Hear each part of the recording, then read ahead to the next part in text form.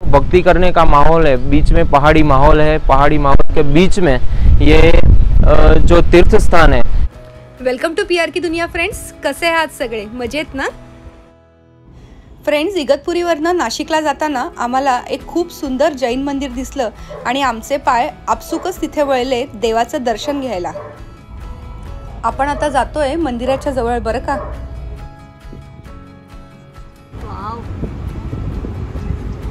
हे आहे मंदिराचं खूप सुंदर असं प्रवेशद्वार, खूप सुंदरच बनवलं होतं बरं का हे। फ्रेंड्स, आपण इथे आलेलो आहोत नाशिकमध्ये जाताना, म्हणजे इगतपुरीवरून नाशिकला जाताना हे जैन तीर्थस्थळ आहे आणि तिथे आपल्याला हे मंदिर दिसलेलं आहे। आपण आता जाऊया आतमध्ये आणि दर्शन घेऊया। खूप सुंदर आणि स्वच्छ अशी ही इथली जागा आहे। खूप भव्य परिसरामध्ये हे सगळं बसवलेलं आहे।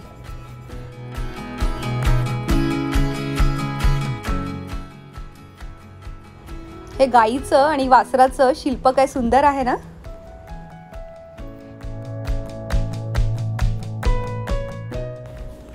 हे मंदिर थोडं उंच पहाडावर आहे। त्यापूर्वी एंट्री घेतल्यानंतर आपल्याला इथलं कार्यालय दिसतंय। इथे खूप सुंदर बगीचा केलेला आहे तो दिसतो आहे। तसंच वसतिगृह सुद्धा आहे इथल्या येणाऱ्या भाविकांसाठी, ते सुद्धा दिसतंय। खूप सुंदर आहे जैन मंदिर आणि बऱ्याच ठिकाणी छान त्यांनी म्हणजे शांतता आहे बेसिकली मेंटेन केलेलं आहे। मंदिर सुद्धा तुम्ही बघाल तिथे खूप सुंदर आहे मंदिर।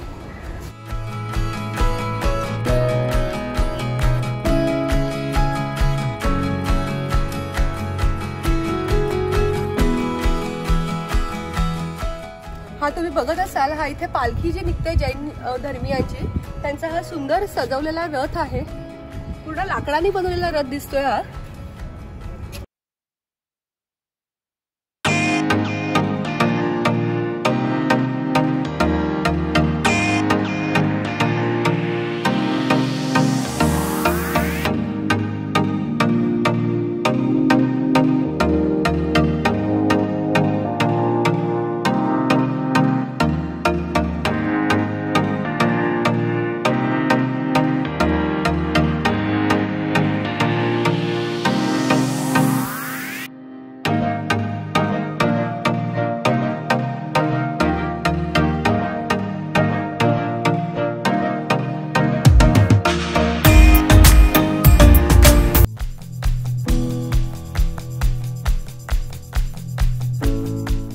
आपल्याला इथे जैन धर्मीय भेटलेले आहेत आणि हे मोरबी गुजरातमधून आलेले आहेत, तर आपण त्यांच्याकडून इन्फॉर्मेशन घेऊया।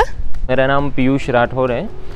ये जो तीर्थ है वो इतना प्रभाविक तीर्थ है। यहाँ पे पार्श्वनाथ भगवान की प्रतिमा है, वो बहुत साल पुरानी है, संप्रतिकालीन पार्श्वनाथ परमात्मा की प्रतिमा है। और यहाँ पे ये तीर्थ ऐसा है कि यहाँ पे क्षेत्रपाल दादा के पास जो भी आप मांगते हो वो मनोकामना सिद्ध होती है।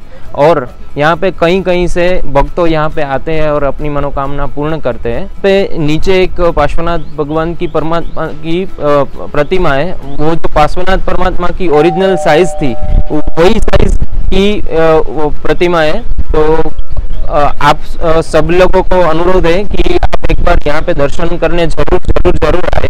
और यहाँ पे एक ऐसा भी है कि यहाँ पे गौशाला है, 800 से ज़्यादा यहाँ पे गाय है और वो गाय की परवरिश अच्छी तरह से ये लोग करते हैं। मैनेजमेंट भी बहुत अच्छा है और यहाँ पे धर्मशाला भोजनशाला काफ़ी बहुत अच्छी है।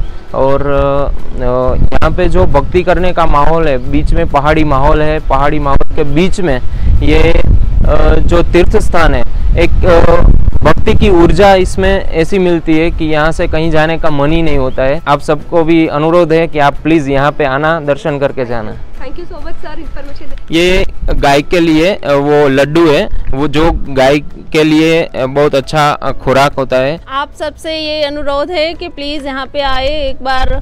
It is worth visiting place. Please do and visit the place. हमें भी बहुत अच्छा लगा और मैं आभारी हूँ आप दो सबकी कि हमें इन्फॉर्मेशन मिला। बीइंग महाराष्ट्रियन हमें जानते तो है, प्रणाम करते हैं, लेकिन इन्फॉर्मेशन नहीं होता। तो thank you so much sir, thank you सबको, थैंक यू। खूप छान इन्फॉर्मेशन मिळाली आम्हाला आणि खरंच खूप छान वाटलं। मंदिर तर छान आहेच, तुम्ही पण बघत असाल।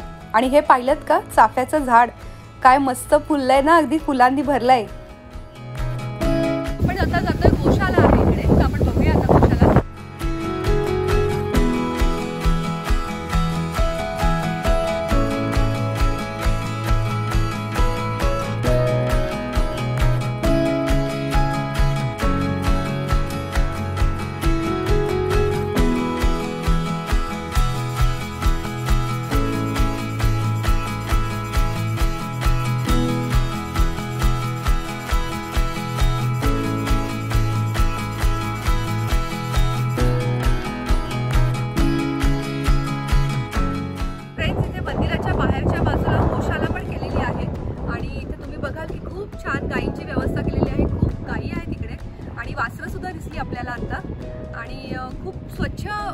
एक्साइटमेंट जे आहे सगळ्यात गोष्टी ह्याचं हे सांगायला मला आवडेल.